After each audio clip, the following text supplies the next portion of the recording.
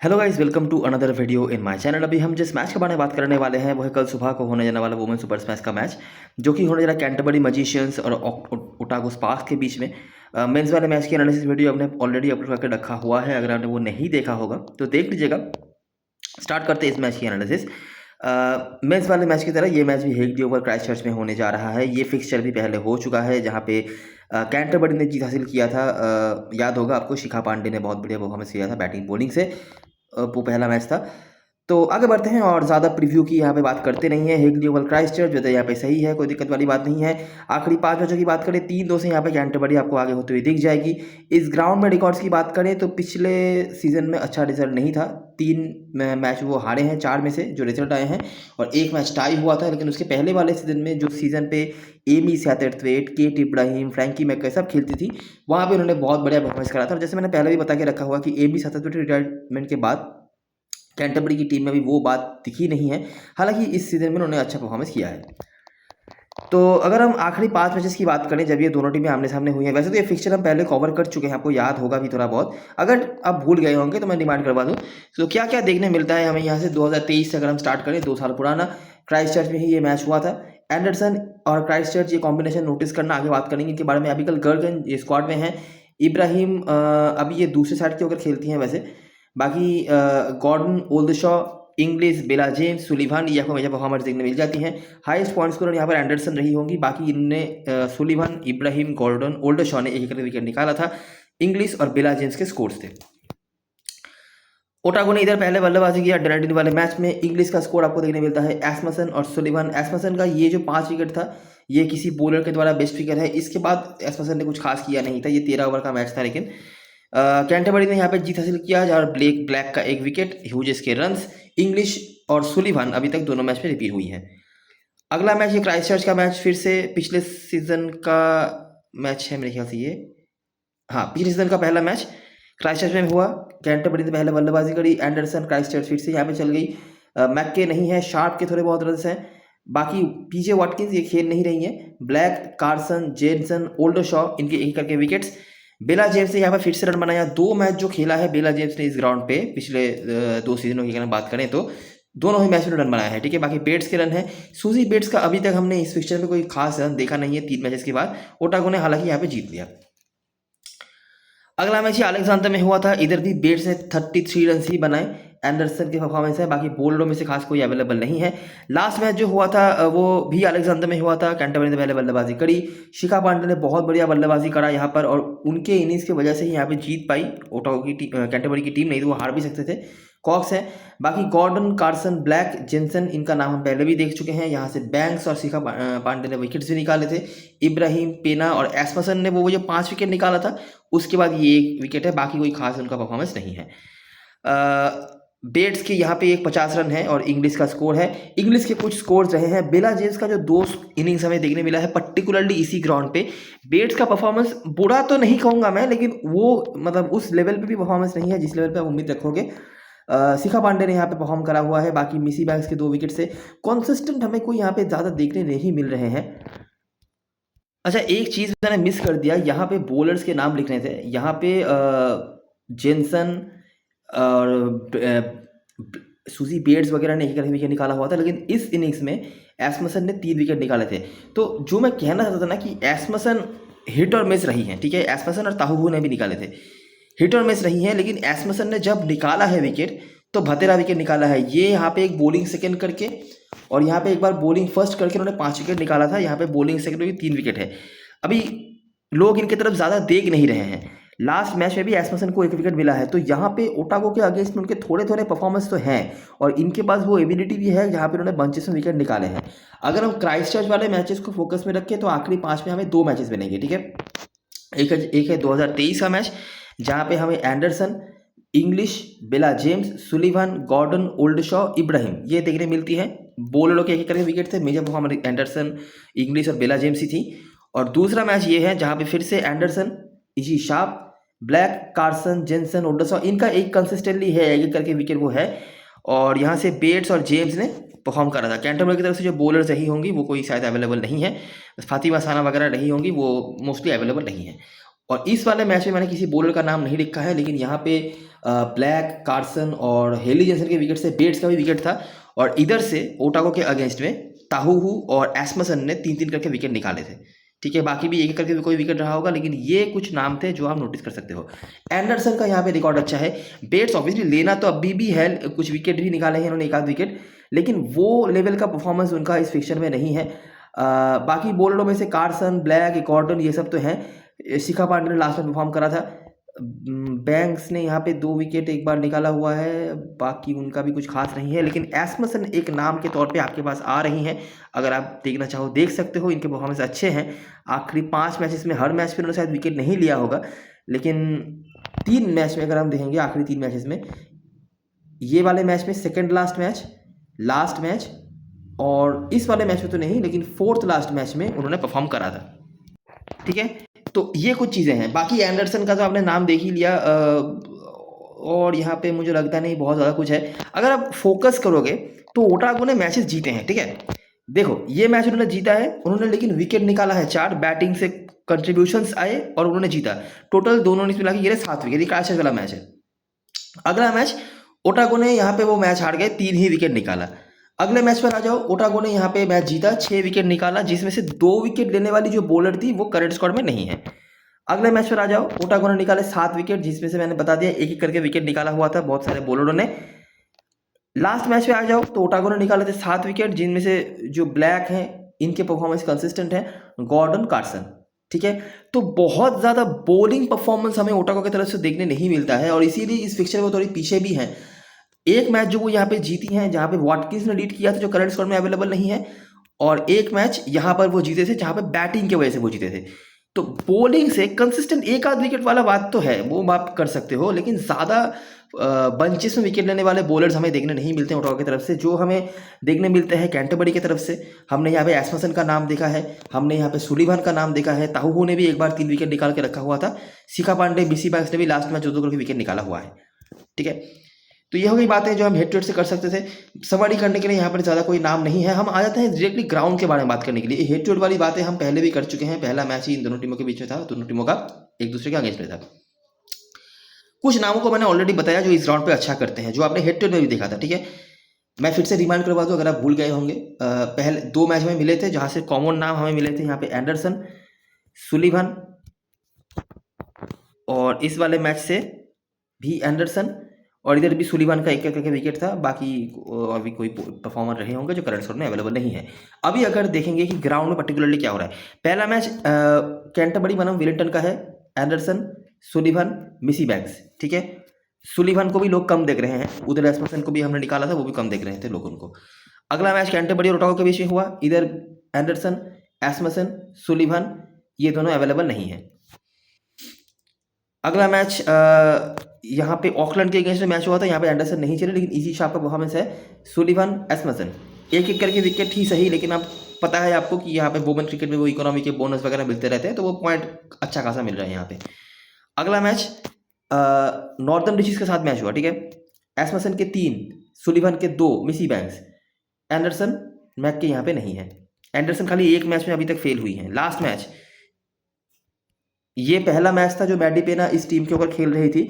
Maddie पेना ने इस सीजन में तो कंसिस्टेंटली खेला है, लास्ट सीजन में एक मैच के लिए उनको रखा गया था, फातिमा साना जो कि पाकिस्तानी प्लेयर है उनके जगह पे। लेकिन नोटिस करो, सुलिवान, बैंक्स, ताहू नहीं है, मैडी पेना ने बैटिंग भी करी, और एंडरसन। एक मैच एस्मसन मिस हुई है, एक मैच एंडरसन ने 20+ स्कोर नहीं बनाया है। बाकी सुलिवान, बैंक्स, एस्मसन कंसिस्टेंटली परफॉर्मेंसेस हैं। मैडी पेना ने एक मैच खेला है इस ग्राउंड पे इस टीम के होकर, वहां पे उन्होंने धमाका मचाया है with the ball, with the bat. Maddy Penna को मेरे ख्याल से लोग फिर भी लेंगे क्योंकि उनका रोल बराबर आ रहा है, कैप्टन वाइस कैप्टन शायद ना बनाए, लेकिन ये तीनों प्लेयर्स को यहाँ पे लोग कुछ हद तक तो इग्नोर कर ही सकते हैं। हो सकता है तीनों को भी इग्नोर करें, और हो सकता है 1-2 को भी इग्नोर करें इन तीनों में से, लेकिन इन तीनों का परफॉर्मेंस काफ़ी अच्छा रहा है। और जैसे मैंने बताया कि कैंटरबरी यहाँ पे ज़्यादा मैचेस जीत नहीं पाई है। ठीक है, ये एक मैच वो जीते हैं आखिरी 5 में, वो भी विलिंगटन के अगेंस्ट में, वो पिछले सीजन का मैच है ना, 2 सीजन पहले मैच है। उसके बाद यहाँ पर वो मैच हारे थे ओटागो के अगेंस्ट में, बैटिंग उतना अच्छा नहीं कर पाए, यहाँ पे बॉलिंग उतना अच्छा नहीं कर पाए, तो वो मैच हार गए। यहाँ पे मैच टाई हुआ, और लास्ट मैच में विलिंगटन के अगेंस्ट में मैच था, बैटिंग बॉलिंग कुछ भी अच्छा नहीं हुआ। ठीक है, तो ये रही सारी चीज़ें जो हम बता सकते थे। ग्राउंड से हेड टू हेड की चीज़ें हमने देख लिया है। कुछ प्लेयर्स यहाँ पे हमारे लिए पंट के तौर पे तो निकल के आ रहे हैं जो हमारे लिए बहुत इंपॉर्टेंट होंगे। प्लेइंग इलेवन की बात करें तो सूजी बेट्स और बेला जेम्स ओपनिंग कर रही हैं। आपने नोटिस करी होगी क्या हो रहा है, ठीक है, इस पोजीशन पे जो भी खेल रहे हैं एना ब्राउनिंग या मॉली लो, उनके 2 ओवर्स और इन दोनों के बीच में कोई एक 2 ओवर की बॉलिंग करवा रहे हैं। अभी पर्टिकुलरली कौन कराएंगे, ये पोजीशन के 2 ओवर्स पक्के हैं।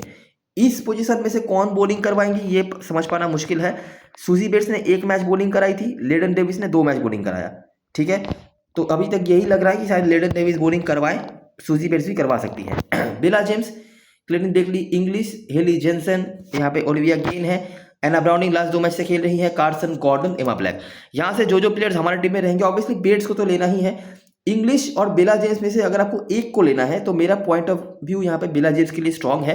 उन्होंने पर्टिकुलरली इस ग्राउंड पे ही दोनों अच्छे रन बनाए हैं। बाकी अगर आपको इंग्लिश के साथ जाना है आप जा सकते हो कि वो कीपिंग के पॉइंट्स देंगे। यहाँ पे हेली जेनसन, कार्सन, ब्लैक, इनके कंसिस्टेंट पॉइंट्स हैं। एक एक करके विकेट ही सही लेकिन वो है। गॉर्डन का भी जो 1-2 मैच उन्होंने खेला है परफॉर्म करा है। तो यहाँ से जो प्लेयर्स को हम छोड़ेंगे नहीं, 1 इन दोनों में से कोई 1, 2, 3, 4, 5, 6, ठीक है। 7वां प्लेयर अगर आपको लेना है तो ये लेडन डेविस को आप कंसीडर कर सकते हो। यहाँ से बात करें, यहाँ पे कुछ प्लेयर्स के तो रिकॉर्ड हैं।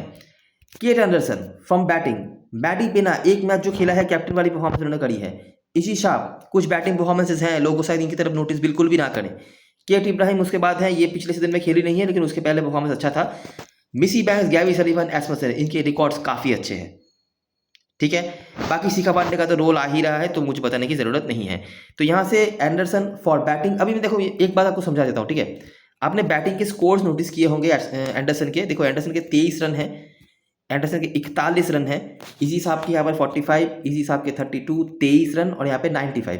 तो अभी अगर 40-50 या 35-40 वाले रन वो नहीं बनाती हैं तब शायद उनके बैटिंग कंट्रीब्यूशन आपके काम पे नहीं आए, लेकिन रन्स हैं।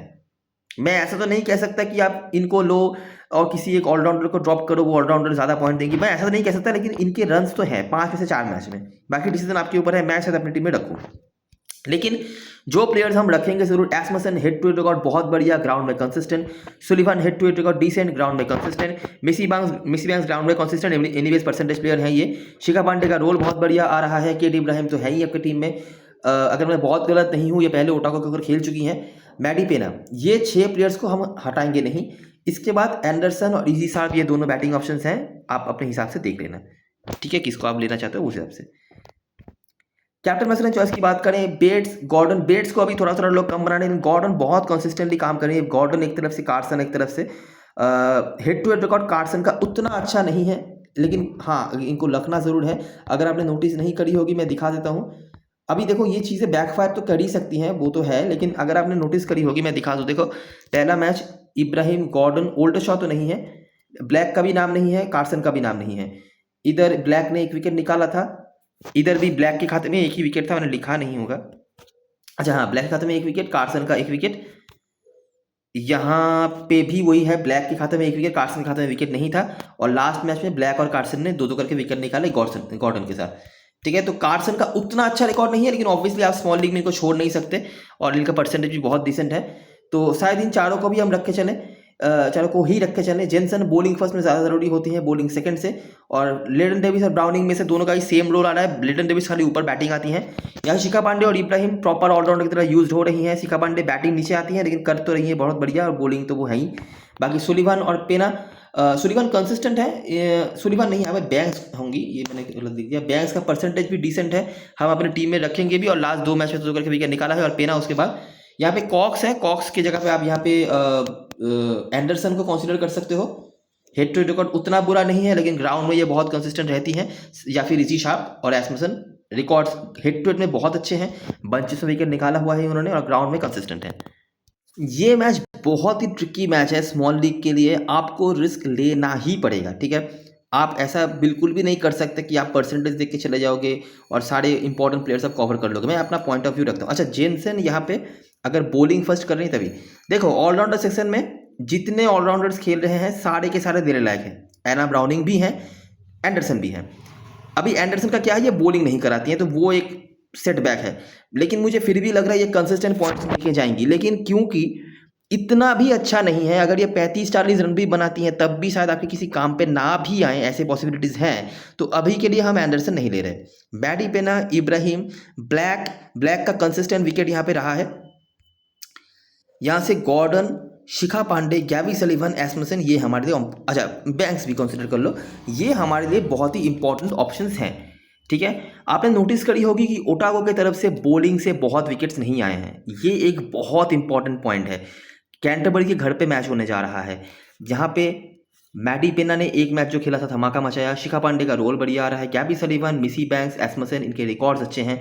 केट इब्राहिम का भी रोल बहुत बढ़िया आ रहा है, फॉर्म अच्छा है, अपने पुराने टीम के अगेंस्ट में खेलेंगी।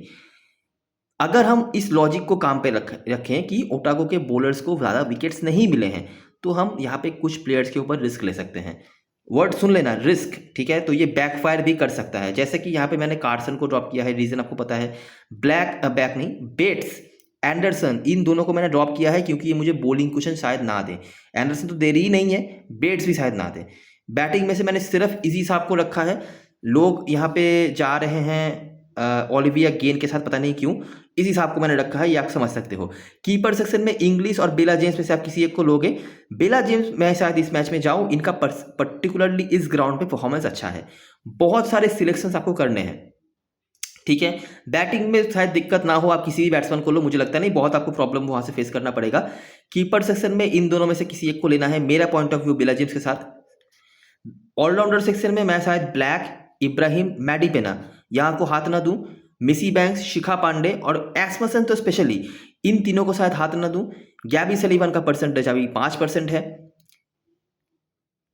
मैडी पेना का भी 41% है, एंडरसन का 15% है। ये हमारे लिए बहुत बड़े पॉइंट्स हैं। ऐसे नहीं है कि ये परसेंटेज कम है तो हम ले रहे हैं, ठीक है। रीजन आपको पता है। किसके ऊपर चांस ले सकते हैं अपन?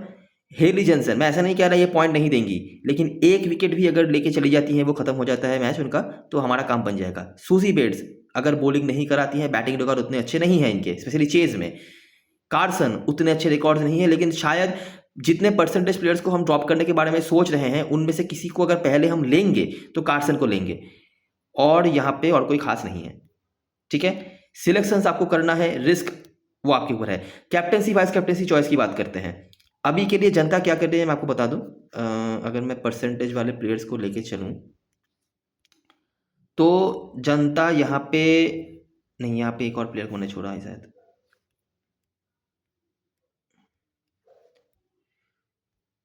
चलो सारे परसेंटेज प्लेयर को ले लेते हैं, उसके बाद देखते हैं कि किसका परसेंटेज कैप्टेंसी के लिए ज़्यादा है।